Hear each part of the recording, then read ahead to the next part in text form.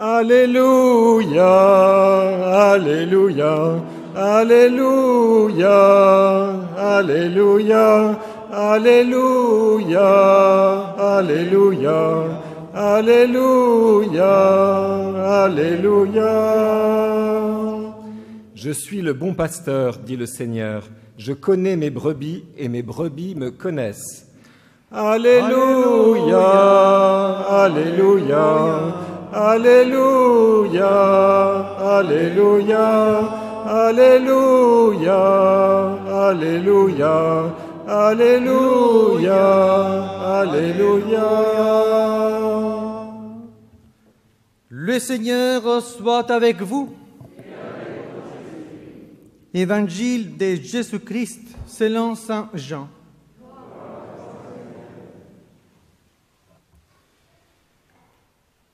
En ce temps-là, Jésus déclara, « Moi, je suis le bon pasteur, le vrai berger, qui donne sa vie pour ses brebis.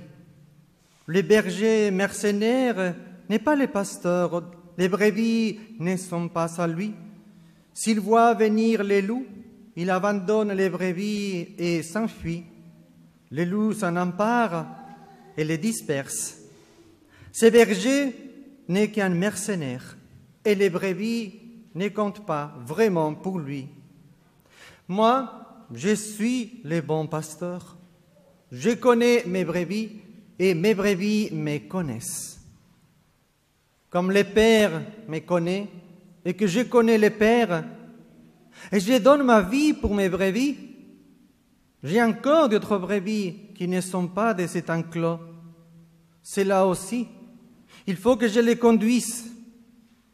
Elles écouteront ma voix. Il y aura un seul troupeau et un seul pasteur. Voici pourquoi le Père m'aime, parce que je donne ma vie pour la recevoir de nouveau. Nul ne peut m'enlever, je la donne de moi-même. J'ai le pouvoir de la donner et j'ai aussi le pouvoir de la recevoir de nouveau. Voilà le commandement que j'ai reçu de mon Père. Acclamons la parole de Dieu.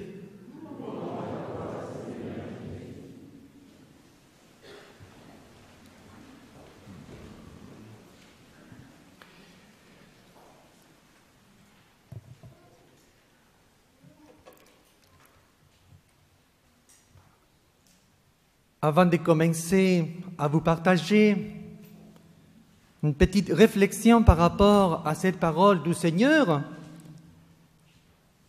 je me permets déjà de vous envoyer un devoir parce que nous allons recommencer les activités, surtout pour les enfants et les jeunes. Je me suis dit, donc c'est l'occasion aussi d'en ajouter juste un autre devoir. Alors, aujourd'hui, nous célébrons le dimanche du bon pasteur. Bon, ça c'est clair, vous l'avez déjà bien enregistré. Et je me suis dit, je ne vais pas vous donner la réponse, c'est pour cela que c'est un devoir.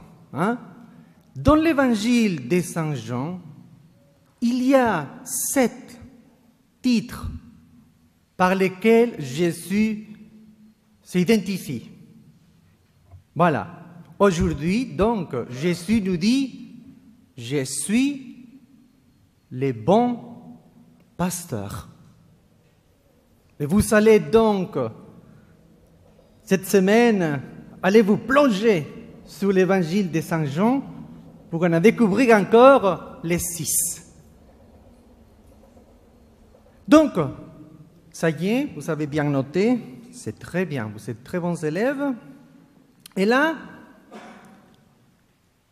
en préparant cette réflexion, il y a eu déjà un verset de la parole de Dieu, bien sûr, tiré de la première lecture que nous venons d'entendre. La première lecture des Actes des Apôtres. Les premiers versets. Pierre, rempli de l'Esprit Saint, déclara. Voilà. ce verset qui m'a fait travailler. Pierre, rempli de l'Esprit Saint, déclara. Déjà, je me suis dit, ces versets nous aident petit à petit à nous préparer à la solennité de la Pentecôte. Il nous reste encore quelques semaines, hein? Mais déjà, cette présence de l'Esprit Saint nous rappelle que dans quelques semaines, nous allons vivre cette fête de la Pentecôte. Ensuite, quel est l'essence pratique que j'aimerais bien vous partager? Pierre, rempli de l'Esprit Saint, déclara. Et là, tout de suite est venu à mon esprit dans la vie quotidienne. Dans la vie quotidienne où nous sommes tous confrontés à vivre des situations dans lesquelles notre caractère, notre personnalité nous amène parfois à réagir sans réfléchir. C'est lié encore une fois à notre caractère et à notre personnalité, hein? Et là, bien sûr, nous pouvons tomber dans les pièges de nous laisser envahir par la colère, par exemple, par l'impatience, par ce temps, comme je viens de vous dire, de tout de suite donner une réponse, parfois blessante, sans réfléchir avant. Bon, donc la clé que j'aimerais bien vous partager, c'est très simple. Lorsque vous allez vivre, lorsque nous allons tous, moi aussi, vivre des moments un peu difficiles et compliqués et que vous vous connaissez, parce que vous allez aussi vous laisser peut-être envahir par cette présence du mal, vous allez dire, ah oui, Saint Pierre nous rappelle aujourd'hui qu'il était rempli de l'Esprit Saint avant de déclarer quelque chose. C'est-à-dire, c'est très simple, essayons simplement de nous contrôler un peu, d'invoquer la présence de l'Esprit Saint, de respirer si c'est nécessaire, et ensuite, donner votre réponse. Et ensuite, donner votre réponse. La présence de l'Esprit Saint, très simple, afin de ne pas tomber encore une fois dans ces pièges, de nous laisser emporter par, parfois, cette colère. Ensuite, dans cette première lecture, il y a un deuxième élément que j'aimerais bien vous partager. Donc, nous avons déjà la présence de l'Esprit Saint, et ensuite, Pierre. Vous savez que Pierre, c'est un personnage qui avait un tempérament très fort, hein, qui aimait poser des questions à Jésus. Et, vous le savez bien sûr, Pierre, c'était lui qui a nié le Seigneur 3 fois quand même, qui lui a dit d'un coup, je ne vais pas t'abandonner, je serai capable de tout faire pour toi, je vais être avec toi. Bilan des courses, le moment venu, le moment difficile et le moment de l'épreuve, il dit, je ne connais pas à celui-là, je ne le connais pas. Bon. Cependant, ça nous amène à notre humanité et ça nous amène à nous dire que nous aussi, nous pouvons, comme c'est mentionné dans les versets que je vais vous partager, que nous devons continuer à faire le bien autour de nous au nom de Jésus. Et c'est ça qui dit Pierre. Rempli de l'Esprit Saint, il déclara, et ensuite il dit, tout ce que je suis en train de faire, tous les biens que vous voyez que j'ai fait, je les fais au nom de Jésus de Nazareth. Et voyez maintenant, c'est la 12e clé que je voulais partager avec vous. Continuez à faire les biens. C'est ça notre but sur terre. Mais d'y penser simplement au nom de Jésus. Au nom de Jésus, je vais pardonner quelqu'un. Au nom de Jésus, je vais aider quelqu'un. Au nom de Jésus, je suis dans tel ou tel groupe sous la paroisse, au nom de Jésus, je vais continuer à me rendre disponible au nom de Jésus. C'est la 12e clé que j'aimerais bien partager avec vous par rapport, bien sûr, à la première lecture. Je continue, et là maintenant, j'aimerais bien faire les liens, bien sûr, avec l'évangile que nous venons d'entendre. Je viens de vous mentionner qu'aujourd'hui, c'est le dimanche du bon pasteur. Et là, c'est pareil, cette image est venue à mon esprit. Au cours de cette semaine, j'ai reçu, ou plutôt pas mal de personnes m'ont confié dans la prière des problèmes, des souffrances, des personnes qui sont malades, etc. Et cette image, en relisant l'évangile pour ce dimanche, est venue à mon esprit. Et c'est une image que vous l'avez déjà vue. L'image de Jésus, bon pasteur.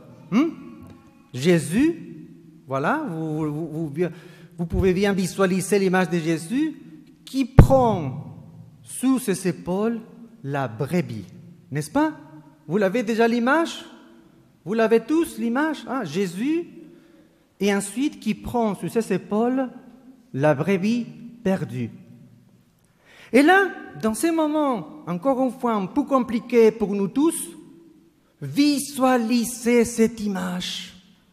Il faut la visualiser et ensuite, dans la prière, vivre dans cette présence de Jésus, bon pasteur, qui est là, qui nous connaît, qui écoute notre voix, qui nous amène sur ses épaules lorsque nous vivons un moment difficile et compliqué. Et c'est lui qui nous porte. Cette image, je vous invite à la vivre lorsque vous allez traverser, comme nous dit le psaume 23, des chemins compliqués, des chemins dangereux. Visualisez cette image. Et pour finir, je ne pouvais pas m'empêcher de vous demander de continuer à prier pour les vocations. Vous savez, aujourd'hui, dans toute l'Église, nous prions aussi pour les vocations. Je suis en train de faire une petite recherche par rapport aux vocations des prêtres, des religieux, des religieuses qui a donné notre paroisse Sainte Thérèse à l'Église. Il y a déjà un petit livre que vous m'avez gentiment donné à mon arrivée qui raconte l'histoire de notre Église, de notre paroisse. Et c'est mentionné dans ce petit livre, bien sûr, déjà, les noms de quelques prêtres qui sont devenus prêtres, qui sont devenus religieux, religieuses. Je me suis dit, c'est le dimanche de bon pasteur, c'est le dimanche de vocation. Nous allons demander au Seigneur, bien sûr, pour les vocations dans le monde entier, dans notre diocèse, mais pourquoi pas, il faut continuer à demander au Seigneur de nous donner, de continuer à nous donner des vocations ici, sorties d'ici, de chaque foyer, des familles qui sont là. Et ça serait vraiment super, non, de nous dire qu'il y a déjà des familles qui ont donné un fils, des familles qui ont donné une fille, et que dans quelques années, ou peut-être l'année prochaine, on aura cette belle surprise de se dire, ça y est, on a encore un autre jeune, ou pourquoi pas, une autre fille, qui ont dit oui au Seigneur. Donc, nous allons prier et aussi, bien sûr, travailler pour que notre témoignage de foi puisse motiver ces jeunes en se disant, oui, ça vaut la peine de donner la vie au Christ. Amen.